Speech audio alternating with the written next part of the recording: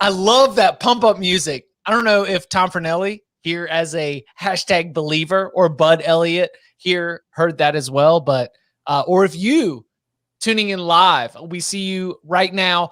Subscribe youtube.com/cover3. If you are listening to this on the feed, then there's an opportunity, not just tonight, but with every instant reaction show, we are going to be going live on YouTube. So if you want to drop your comments, if you want to drop your questions, we will have a chance to, at some point in the episode, address them. But as we sit here at week 0, and as we have UCLA, in the books, we still have a couple games left. There is a very, very passionate opinion here on the show that we have to address, right? I mean, like Tom Fornelli, Bud Elliott, is there anywhere we want to go other than what this means for Illinois? Or do we want to go what it means for Scott Frost first? And honestly, I feel like the decision needs to be Tom's, right? Bud, will you say that Tom gets his choice of which way he wants to take this? I mean, I know I want to take it. I think it's the same place Tom wants to take it. I think we got to start with Scott Frost. Okay. I mean, is he fired yet? Not yet. I would not fire him yet. No, I would not fire him yet. But he got his ass out coached. Yeah. Brandon Peters went down. We had Art Sitkowski. Like, Brandon Peters went down so early that we had enough time to readjust. And because we didn't have a lot of college football games going on, it wasn't like we were distracted by anything else. But the idea that Art Sitkowski entered the game and beat you the way he did, the fact that he put together a 14-play, 75-yard drive to start the third quarter on your defense, like you had halftime to adjust. And it's not like Art Sitkowski, based on everything he did at Rutgers, provides this blueprint of like, oh, goodness, well, we weren't prepared for that. He does so many things different that are good that the other quarterback, Brandon Peters, does. Like, there's nothing there. I don't know. I will admit, I mean, this is a podcast that hasn't been that kind to Art Sitkowski over the years. No. And when Brandon Peters went down and I realized it was his shoulder right away and he was done, and I knew Sitkowski was the backup, I was in a very good mood at that point because things were going well for Illinois. But then it was like, oh, all right, well, season's already screwed. We're done. Art Sitkowski's coming in, and now we're going to have to be in that familiar position, kind of like they were last year when Brandon Peters got COVID, and the year before that when they went to their backup QB, where they don't really have the quarterback depth that you need. And Sitkowski comes in the first 8 plays of the game. Bielema's got him handing off to a running back. His first 8 snaps are all handoff. Oh, his one pass was a sack. Yeah, they did go for one pass and he got sacked. But other than that, he threw that one interception on his first actual pass, but it came back because of a penalty. But then he just kind of settled in, and he didn't play terrific, but he played very well. He was 12 for 15, 124 yards, 2 touchdowns. And I can't say he outplayed Adrian Martinez, because Adrian Martinez made a lot of big plays for Nebraska because they had nobody else doing it. But he didn't make the mistakes that cost his team the game that Adrian Martinez did. Man, where to go with this? So you still have to go get your ass spanked by Oklahoma, right? Like, there's no way I'm firing Scott Frost. Yeah. Like, I as an AD, I want a clean slate when I fire Scott Frost. So I want Scott Frost to take all these L's coming up, and then I can use that NCAA investigation that I think I'll have wrapped up, maybe by Thanksgiving. Maybe Halloween, who knows? And then I'll go ahead and drop the hammer there. It is inexcusable to lose a game to Art Sitkowski. I have Illinois over 3.5 wins this year, right? With just like Tom does, and I don't feel good about it. Like, if Brandon Peters is out for a long period of time, I really don't like. Even though we just stole a win there in my mind, I don't think Art Sitkowski's good. And Illinois, to their credit, got not even passable. Good play out of him today. I mean, he hit the open guy. He was able to, to kind of go through his reads. I know some of it was off play action. A lot of it was off play action. That's fair. But why in year 4 for Scott Frost, 2021? Mm-hmm. Why in year 4 is Scott Frost Nebraska team not ahead of a team that I think we all agree Lovie Smith, maybe not terrible, but just didn't do a great job with? at Illinois. Like, why are they not ahead of them? Now, I think that speaks to Scott Frost, right? Like, he has not done a good job of recruiting the right players, developing them. And then in the case with many of their best and most highly rated recruits, he has not retained them. Brendan Marcello had a really good piece on this on 24/7 Sports that we talked about in a brainstorm meeting a couple weeks back, and I was really happy to see it pop up, yesterday morning. I mean, dude, a number of their 4-stars that he signed early in that tenure they ain't there. Like, Nebraska does not have the players that Scott Frost signed because he didn't keep them around. He didn't get the right guys, and I think his time there is up, assuming they can find a way to get around that buyout. Because if they can't, we may be talking about Scott Frost week 1 next year. The other thing the problem that I think Nebraska has right now is all those things you mentioned are 100% true, but there's also just the fact they're a poorly coached team. Yeah. Like, and Chip, we talked about it a little bit this morning on HQ when we were previewing the game. Like, Nebraska consistently makes mistakes at like the absolute worst times. And if it happens once in a while, fine. If it's just a player error, fine. But time and time again, they're either turning the ball over or committing a terrible penalty, like the interception that they had on Sikowski, pulled back by a penalty. Late in the first half, while they still have the lead, Adrian Martinez fumbles in the pocket.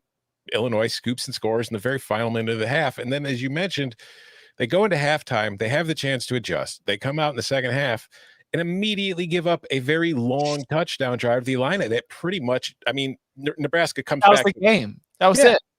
And then in the fourth quarter, they're down 2 scores late. They're putting together a drive that they're going to make it a 1-score game. And there's a snap that goes over Martinez's head for a 16-yard loss. Thankfully for Nebraska, he makes up for it on the very next play by scrambling for a first down.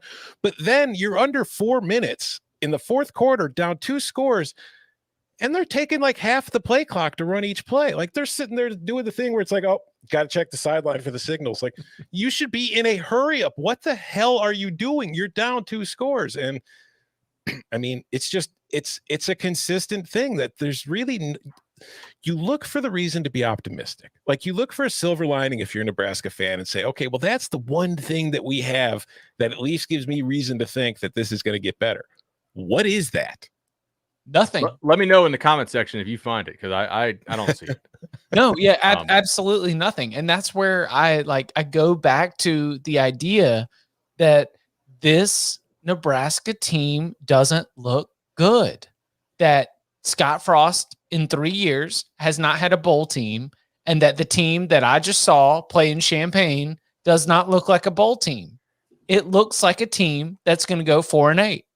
And I'm willing to entertain that you go pick up a win against Fordham, you go pick up a win against Buffalo, you get thumped by Oklahoma, and then you get into the Big Ten schedule. But I don't think that this team that played today is going to win a lot of games, even against this Big Ten schedule, a Big Ten schedule that avoids a lot of powers, a Big Ten schedule that could set up potentially for a bowl season. I saw nothing from today that would give me confidence if I was a Nebraska fan in Scott Frost. If I'm betting whether Scott Frost will be the head coach for 2022, and all of this is regardless of the NCAA stuff, which I don't care about, as we talked about here on the podcast. Like, improper use of analysts. We coached them at a time when we weren't supposed to coach them. Whatever. I do not care. But like, the way that, like, even outside of the dumb penalties, which might be execution related and player related, and where you would say like, hey, it's on the coach's job to be able to get you ready for this. I still think that this team is just really poorly coached, right? Yeah. There's this weird thing with Pat Fitzgerald teams, right? And he tweeted at me the other day, so maybe he's listening now, hopefully, where they routinely outperform their expected win total. Right. Mm-hmm. And they also they routinely outperform their post-game win expectancy. It's like, wow, how do they win all these games where they're only expected to win it based on how the stats played out 48% of the time? Nebraska, I've definitely lost some money on them in recent years because their kind of baseline stats suggest that they should be better. And today, if you look at it, right, they outgained Illinois.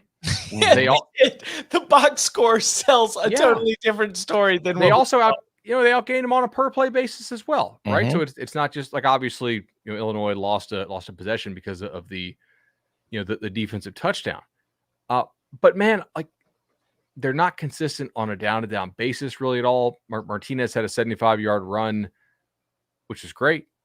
But it was a pass play that wasn't even designed. Like he went 1, 2, 3, saw that he had one person to beat, and it was like blitzing from the outside. He beat him, and then he took off. That was also, and we've known Adrian Martinez can do that since he was a freshman, which is why we bet on him as like, hey, I tell you what, that's somebody that's going to take a big leap. And we're sitting here, and he's a senior, and he hasn't taken a big leap. And they took a long time to adjust to what Illinois was doing. I think Illinois was up 30 to 7. 30 to 30 to 9 or 30 to 9 it might have been, yeah. Okay. And then they get the 75-yard run, and then they get a really, really long touchdown drive allowed as far as time, which to Tom's point earlier, I think they're probably okay with giving up. They probably don't want to give up the score, but still, man, some of this yardage feels fake, doesn't it? Yeah, and it's like, Adrian Martinez he gets a lot of crap from Nebraska fans, and he deserves plenty of it because he does make a lot of mistakes. And there were a couple throws today where he had wide open receivers and he just airmailed them by 10 yards. But the other problem is there is nobody else on that offense that any defense has to respect. Like, unless Adrian Martinez is making the play, who is the playmaker? Because the running backs on that team, if you take away Martinez's rushing output today, I think they averaged 2.3 yards per carry. The bigger plays they had in the passing game were a wheel route in which the marquee step was just completely left uncovered. It was a blown coverage.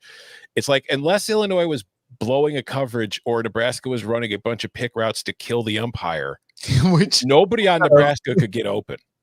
Yeah, I mean, Oliver Martin, Samori Toure, Omar Manning, just not impressive. Just like they're not terrible, but Illinois does not have an NFL secondary. Yeah, so are they the worst Big Ten defense they're going to face? Maybe Purdue? I think Illinois is better than Purdue. But yeah, okay. I mean, it's like if you compare Illinois' defense to the rest of the Big Ten and the other teams that they're going to be facing this year, if they're having trouble creating separation against Illinois secondary, it's going to be a very long season offensively. So I liked Marquis Step in this game. I thought that he did a good job. Like the wheel route coverage bust, sure, but then he showed up and then he had a hard run, like 7 or 8 yards to be able to like set him up in there. Yeah, but he finished with 10 yards on 3 carries. But they were a hard 10. It's a hard 10. I mean, that's the best thing I've got. You asked what skill position players intimidate you. I mean, Oliver Martin made one very nice at USC, I thought he was a pretty good player. I don't know, man. I feel like Illinois has the better skill talent than Nebraska, which is a crazy thing to think when you consider why Lovie Smith failed at Illinois, why Bret Bielema was brought in, and what Scott Frost is supposed to be doing. And you look at Nebraska's recruiting rankings, but if you look like at the best skill position players in this game, how many guys deep are you in before you finally name the first Nebraska player that isn't Adrian Martinez? Because Mike Epstein rushed for 75 yards, averaging nearly 5 yards per carry. Isaiah Williams had 6 catches for 41 yards. Luke Ford, a tight end, had 3 catches for 30 yards. Deuce Spann literally converted from quarterback this camp. Illinois fans found this out today. That Deuce Spann was now a wide receiver. He's catching 45-yard passes down the sideline. It's just,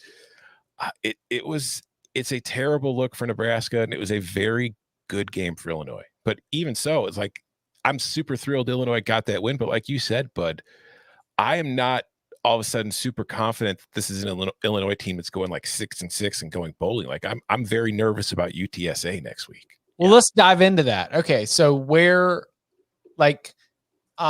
you think this is more Nebraska, basically? Well, I think. Oh, sorry. Go ahead, Tom. I think that, like we talk about it, Nebraska beating itself. Like if you think about it, they had that dumbass safety, and they had the fumbled, scoop and score that they gave up. That's 9 points. They lost by 8. And 2 missed extra points. So there's 11 points. They lost by 8. I mean, if they play this game tomorrow, are you picking Illinois? Yeah. No. I don't know that I am either. I think right. Like clearly Illinois got some luck, but I mean, with Sitowski. Yeah. But I was very impressed with, I know this is kind of a platitude and like we maybe a crutch for sports media, but I do think that Illinois looked like it knew what it was supposed to be doing, and like had like, okay, maybe we're not that great, maybe we're not that multiple diverse. We're just going to do this thing that we do well. We're going to try to do it well. And I don't know, man. Better Nebraska. coached. I'm like, what are you? What are you, Nebraska? What are you? Poorly coached. Yeah. That was evident today, because if you look at like all the win expectancy stuff, like Nebraska was playing better for nearly that entire game, but one team was well coached and sticking to what it was good at, and another team was poorly coached and doing what it's best at, which is not what's good for it. Where's the Dino drop? Well coached. Also, yes, special teams. Yeah, special teams are well coached. That's what Illinois has going for it right now. That's what Nebraska struggles with right now. Okay. Any final notes on this other than we are declaring what I think is going to be the big narrative storyline that Scott Frost is on the hottest of seats in all of college football right now? I mean, Okay. what Can kind they of get to a odds? bowl still? No. I don't know. I think today was like huge for them to get to a bowl. You had to game. have it. Yeah. I mean, they've still got Oklahoma, Michigan, Ohio State, and Wisconsin on the schedule. So there's like 5 losses right there. Yeah. I mean, they're going to need, yeah. And where? And like, what encourages you? What about Adrian? Because that touchdown was a coverage bust. Right. The 75 yards of Adrian Martinez, 75 yards of Nebraska's offense was the fault of Illinois. It was not Nebraska doing a good. But still, well, see, I don't want to take that from, because he still made that play.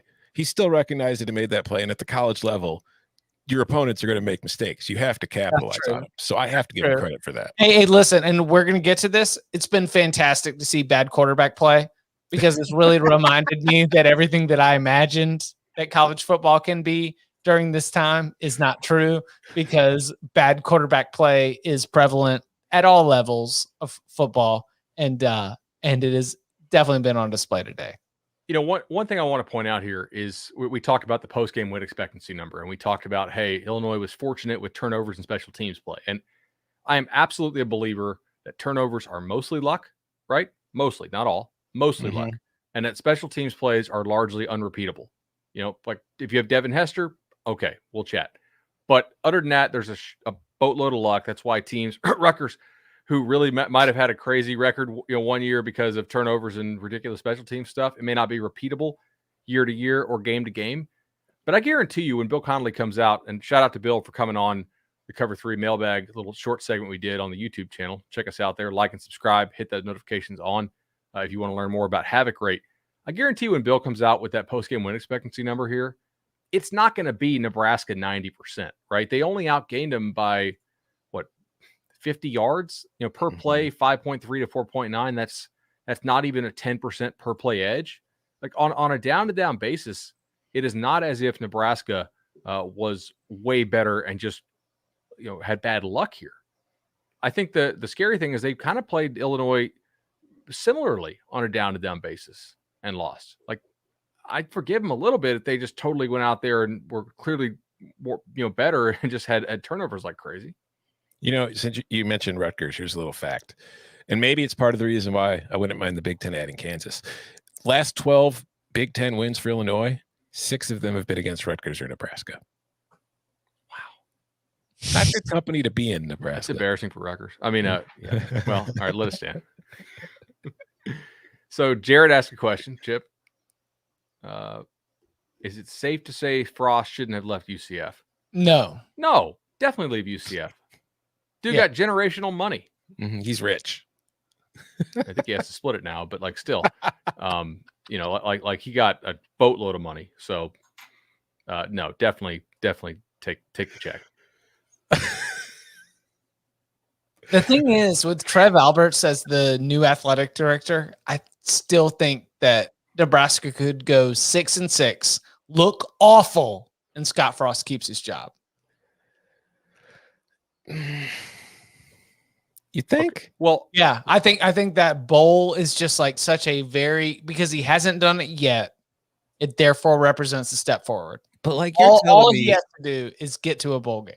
If they squeak to a bowl game by like beating up on the worst teams left on their schedule and then getting like blown out in Michigan, Oklahoma, Ohio State. You think he's going to get to keep his job just for getting to 6-6? Correct. I think it all depends on if they really believe they can get that buyout reduced, right? What, I know what is that job? It's $20 million though. But I'm saying, what is that job right now? It's a job that pays a whole lot, and with a new Big Ten deal, will pay a whole lot more, and you have really nice facilities and great commitment. So it's not like they're not scrimping on it. Is that the Matt Campbell move? No.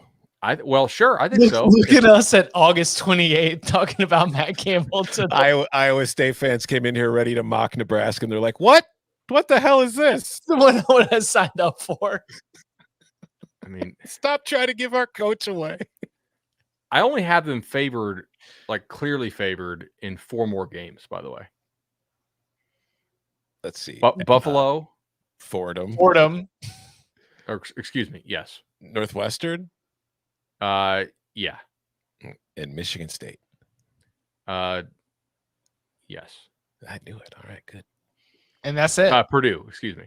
Oh, it's Purdue. Oh, that's right. Yeah. I don't know. I might take Purdue based on what I feel like at Michigan State at this point, it's kind of coin flippy. Yeah. No, I think that Purdue defense might change your mind soon, Chip.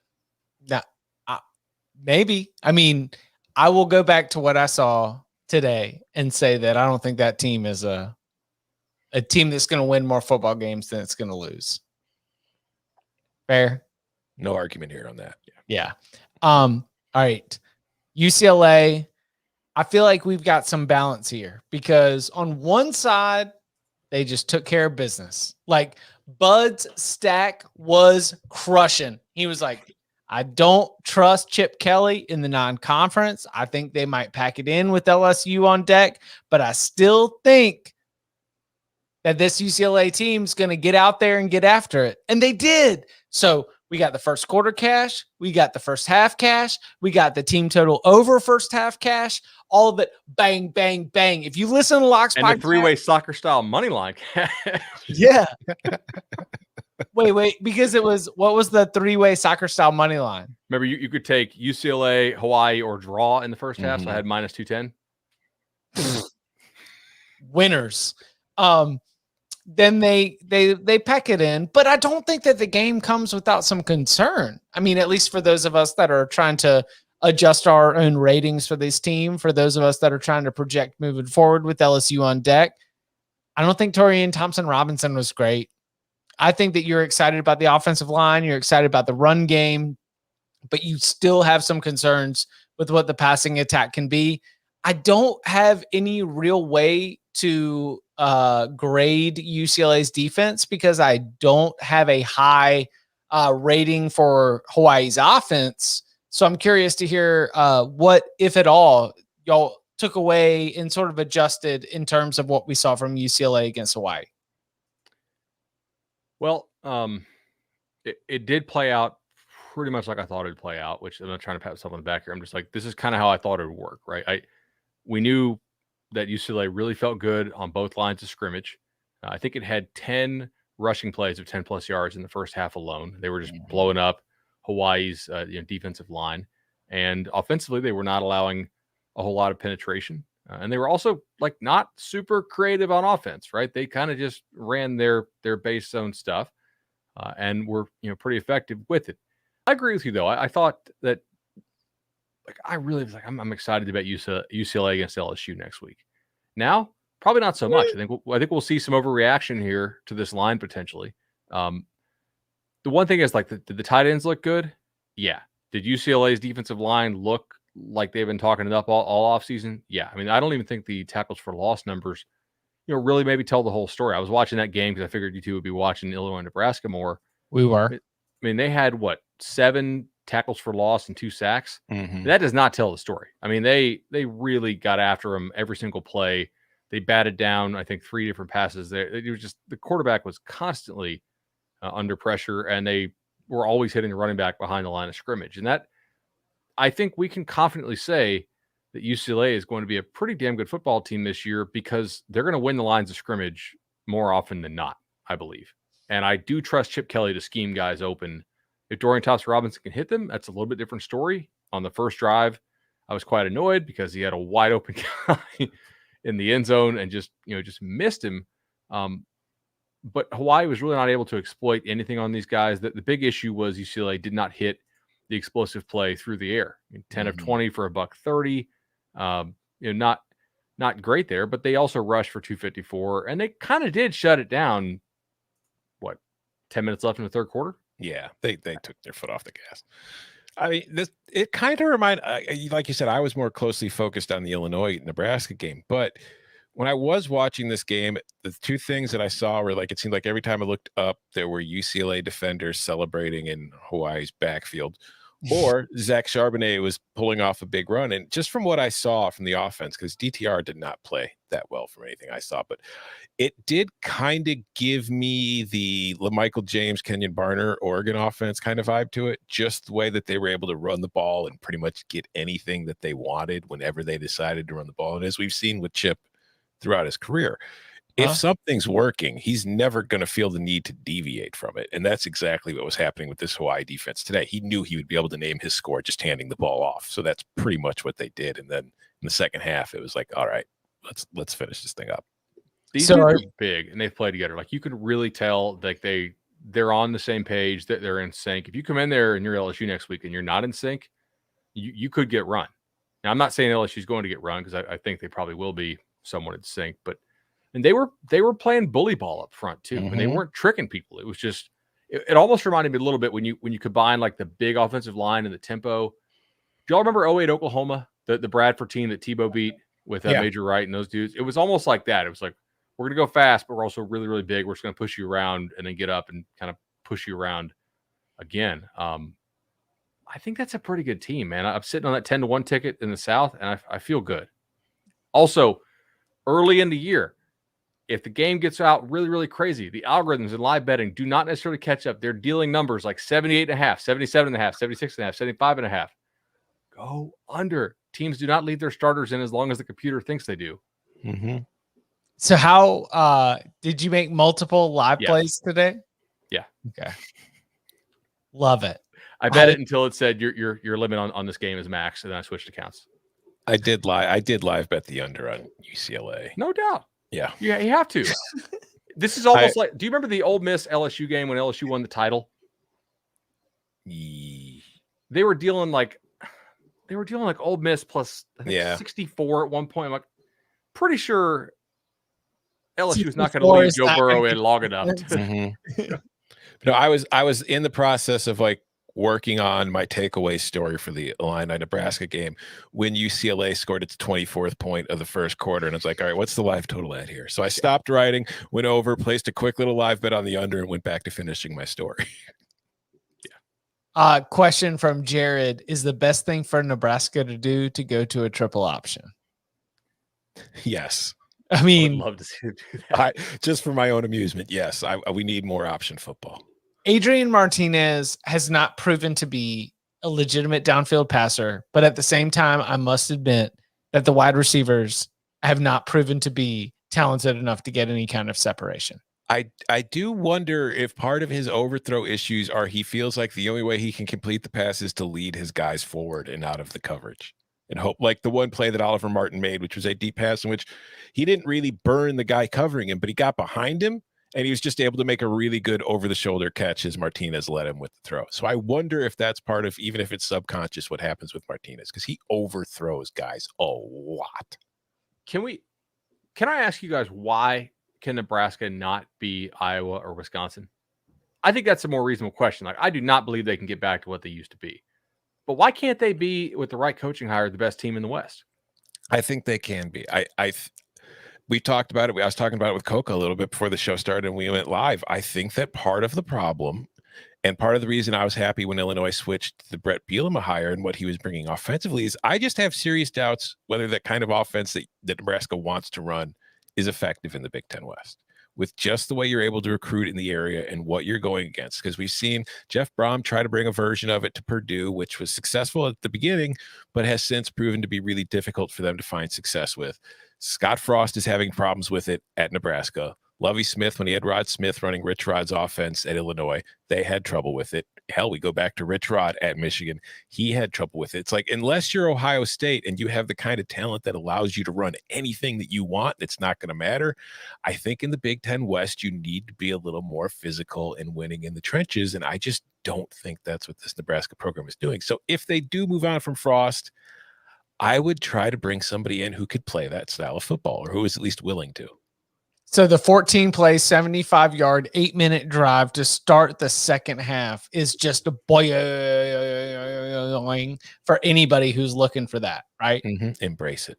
Yeah. But Nebraska is not the kind of team that can go out and get that if the opponent is trying to stop that, though. They're not very physical. That's the thing. Like, how much time was left in the game when they began that drive?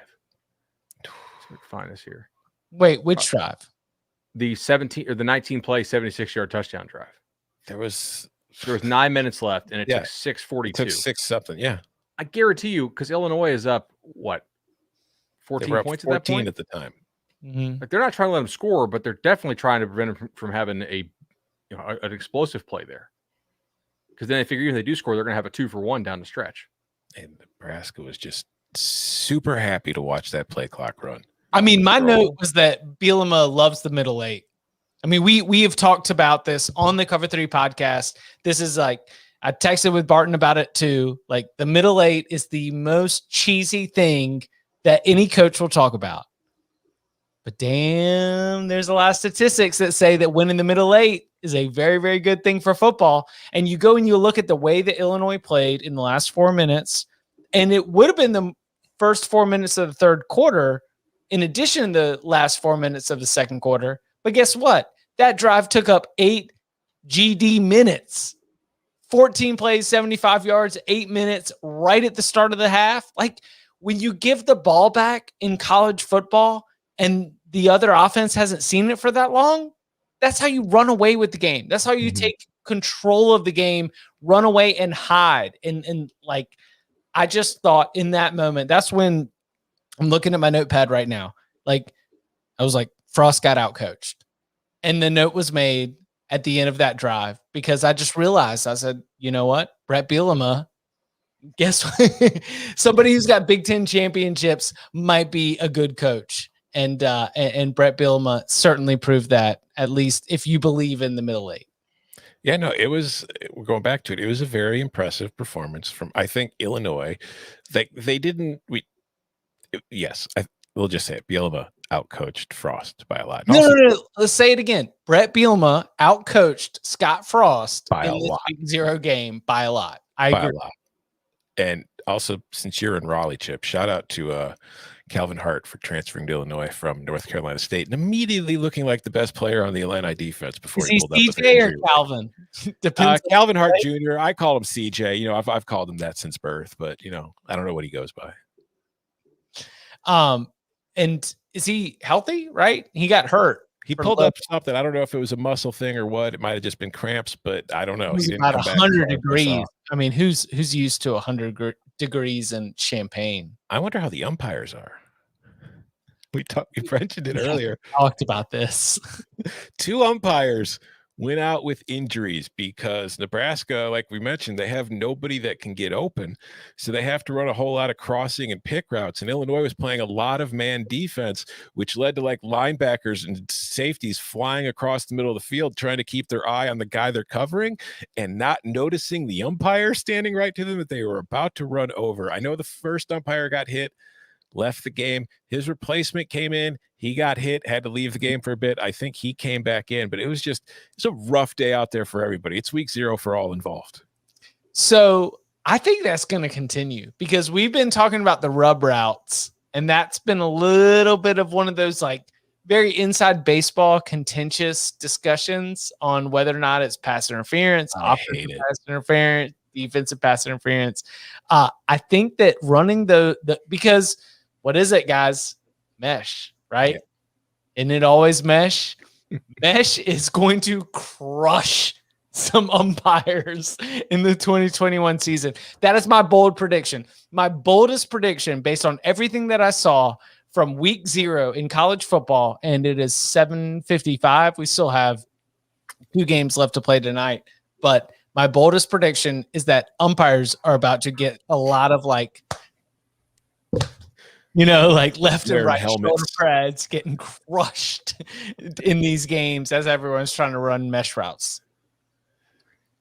Ban the rub route. I hate it so much. It's so chicken word. I won't say. I don't know. Can we say it? Whatever.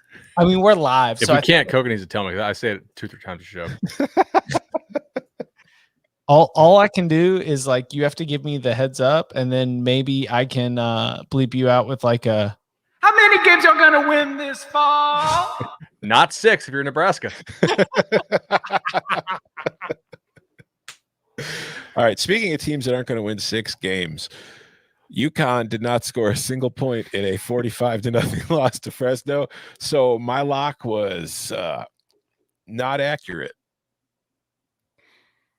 I actually watched this game and I was live betting it some. Why?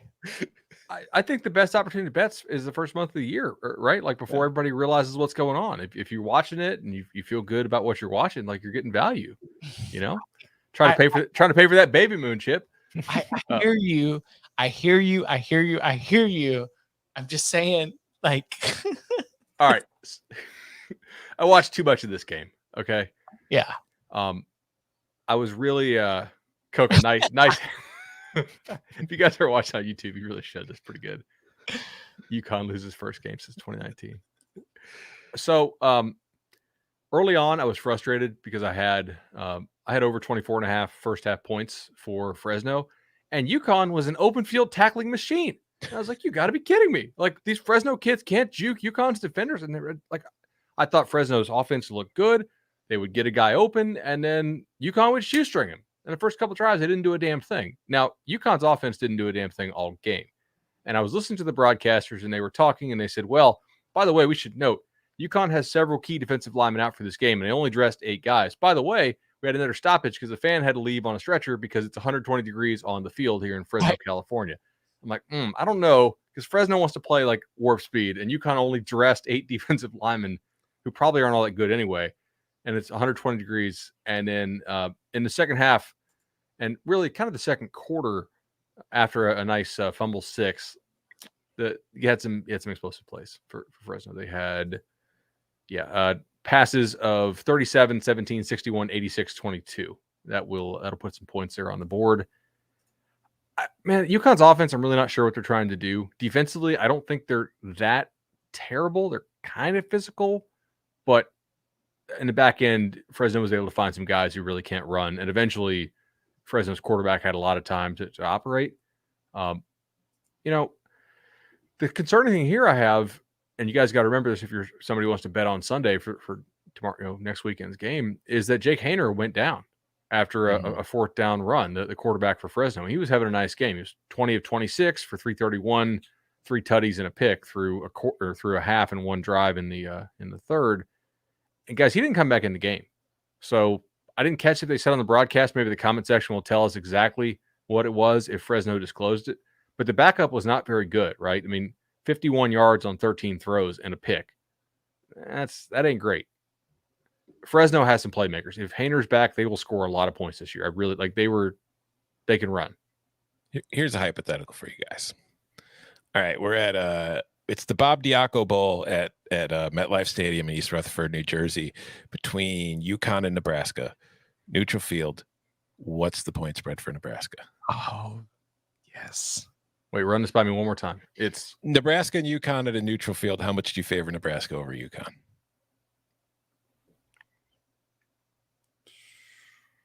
Because Fresno was 28 and covered with ease. So where would we put Nebraska? I would take Fresno to beat Nebraska. No, not Fresno, against UConn. Right, but I'm just trying to figure out in my head here. Oh, okay. Okay. So 28 is probably a fair spread. It should have been a little more, obviously, with post knowledge. I'm thinking 24. Yeah, 28. I would bet the 24 pretty hard. I think, Tom. Nebraska minus 28. Because look, I don't think Fresno's defense is any good, and UConn had 107 yards. So I don't, and I just don't think they would score against Nebraska. So you might have a situation too. I think Nebraska can score in the mid to high 30s. I do. I mean, Fresno could have scored 60 something today if Haener had not gone out and they wanted to. I think Chip's probably right with the 28. Yeah, my numbers gave me Illinois +4, which is why I was going all in on the +7. Did you bet the alternate? No, I didn't bet the alternate. I told you I just do regular, normal people bets. I don't do these alternates. I don't do these first quarters. I just do the normal sweat it out, because you know what I'm trying to look for my R in ROI? Even. Relaxation. Yeah, the game that I play, R is relaxation, recreation. We are going for even is the way that we play. My numbers gave me Illinois +4, so when I saw +7, I was like, yeah, let's freaking go. And then it paid off better than I thought, but that's what I feel confident about. Did you see the comments on YouTube? No. UConn Eddie High comments that UConn had 31 carries for 35 yards. It is true. Shout out to Kevin Mensah, who had 31 of those yards. I mean, Kevin Mensah had 31 yards and 11 carries. There's everybody else who got 4 yards on 20 carries. I mean, the thing that I'm worried about is that you're going to overrate Nebraska because of that 75-yard touchdown on the very first play of the drive, where he was like, Adrian Martinez looked at 1, he looked at 2, he looked at 3, and then he realized that he had 1 player to beat, and if he could juke him, then he was going to be clear all the way. And that is one of those plays in college football, especially in college football, where I feel like it's kind of a snowflake. It's just, yeah, that's true. It's sensitive. Well, it was 75 yards.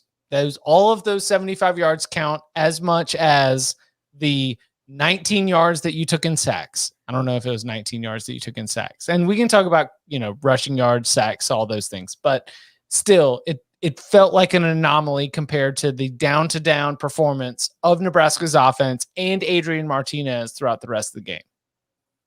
Do you guys watch the NFL at all? Yeah. All right. So I don't watch a ton of NFL, but I was watching one night, and was it the Patriots who did it to the Ravens? Maybe they lined up like a tackle, like way wide, and they kind of. Do you guys remember this? And they were all up in arms, and the league, like, I think they said it was legal, but now it's not, or whatever. Fresno did something kind of similar today, and it went for a touchdown, but it got called back because they actually set a ridiculous pick while the ball was in the air and crunched the guy. Did you guys see this score? It was neat though. Like they put a tackle like super wide. They faked a bubble screen to him, little loop-de-loop with the quarterback, and then they got guy running over route. And kind of unnecessarily, the other receiver just comes and picks him. But that's a fun offense to watch if Hayner's back and healthy. I mean, we're talking about Kalen DeBoer. Yeah. He showed us good stuff at Indiana. Like, we're not surprised that Fresno State and Bud, you were big on Fresno State. Like you said that early. You said this is a team in the Mountain West. I expect to not just be a top half team, but also be one that is pretty strong. Okay, so I missed all their futures. Like, they had some futures out there that were juicy, and I was just a couple weeks late on realizing the value I needed to get on that. And then by the time people had bet them, last stat on UConn. UConn did not have a drive of 20+ yards until the second to last drive of the game.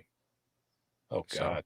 So, they literally just did nothing the entire game. Their best drive was 34. 19 yards on 5 plays, but besides that, 34. It's a solid 3.8 per play. All right, so if y'all want to go hypothetical, UConn UMass, what's the spread? Oh, I need to see UMass first, Chip. Come on, that's not fair. I trust Randy Edsall as a coach much more than Walt Bell, so I'll take UConn. On a neutral, I've got Pick'em. I hope that we find out in the bottom 25 playoff at the end of the season. I'm not laying points with either of these teams. No, it's none of them are good enough to be favored against anybody. It's Bowling Green Akron, right? Like give me the dog. Yeah, my numbers say UConn is -24.05 and UMass is -25.7. That's probably pretty fair. And remember, early in the year, the numbers are all pulled to the middle, and at the end of the year, some of those teams will be -30. Expanded, yeah. New Mexico State, which I am on +10, is my dead last team at -28.4. Need to find a stream of that game. Yeah, Flow Sports. That's the only option we have. Oh, Taylor. All right, I love this. I'm looking forward, by the way, listeners. If you want to watch youtube.com/cover3, there is an option for you to participate in some of these instant reaction shows. Taylor jumping in. He says he's got UConn -5 against UMass. Dominic has UMass -2.5. I'm playing for the middle. Yeah, I would definitely middle that. Producer Coca, by the way, says that Hainer said post-game that his injury was, quote, a full body cramp. Ow. That's got to suck. But not as much as like an Achilles or something. Yeah, true. Yeah, that sounds like I understand that my job is done here. And we've got Oregon coming up next week. And so I'm going to chill. It's like 100 million degrees out. Ow, I'm cramping, coach. Mm-hmm. Ow. Coach, throw over 13 yards per attempt. What more do you want here? Yeah, exactly. Yeah, Jake Hainer did a great job. Anything else on the notepad before we get out of here? Coca also dropped another note in.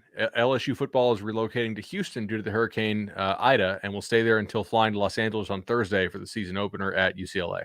Also, keep your eyes on Oklahoma Tulane. I got a note from Joe Castiglione today saying that they were monitoring the situation. Apparently, there's a lot of fans that were trying to get to New Orleans. I might be wrong here, but isn't Tulane going? I think Tulane's going to Birmingham for the next few days, isn't it? To try to just get out of town. I think I saw something like that. I might be wrong though. That's a typical evacuation spot for New Orleans. Like I know after Katrina, a lot of families relocated to Houston and Birmingham. So as you're looking ahead to your week 1 lines, be sure to keep your eyes on that. That it? Is that week 0? Illinois is going to the playoff. Illinois. I will say, all right, my ceiling for the Big Ten West final standings, based on what I saw today with the artiste Sitowski having the performance he did, I'm going to say the ceiling is 4th in the Big Ten West. Wow, that's bowl game. Wait, I do not think Art can get them to 4th in the Big Ten West. I think Brandon Peters might be in trouble. I did not like anything. It's a non-throwing shoulder, so maybe they can just shoot him up. Like, he's not going pro. It's his last year, right? I don't know.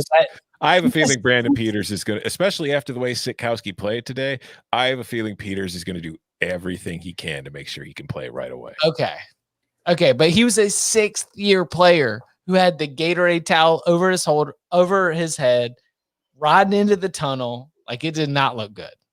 But he was back on the sideline in the second half. He's, happy they were winning with his arm in a sling.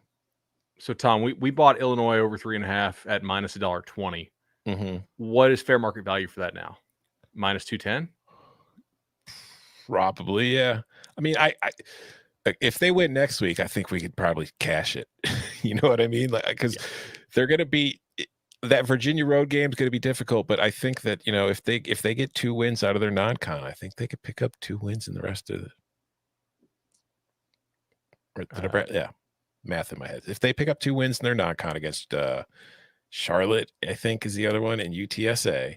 Oh, I did do some reading on Charlotte, by the way. Charlotte is weak along the lines of scrimmage this year, which I do feel like Illinois is pretty not decent a great along matchup for, yeah.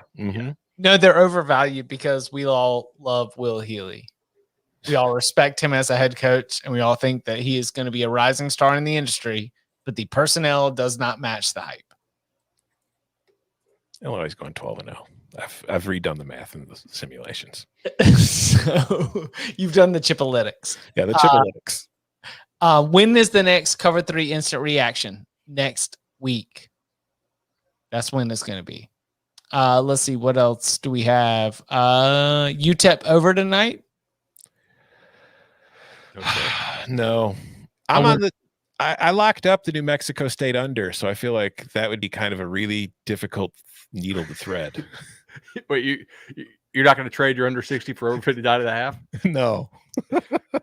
I did in live betting. I popped UCLA minus 35.5. I didn't mean to. I misread it, and so then I ended up waiting a couple minutes and found a plus 38.5 on Hawaii and tried to middle that thing. Didn't, but yeah.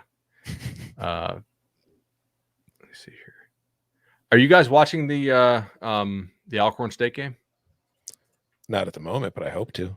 No, I'm actually watching the live instant comments, something that I'm looking forward to continuing to hit throughout, which we've got UVA Illinois questions. That is, we talked about it in some of our podcasts that the color scheme there is fantastic. I would give Illinois. I need to see. Brandon Peters is back. I give Illinois the edge. If it's Art Sitkowski, I give UVA the edge. I lean UVA right now, but I do need to see UVA play.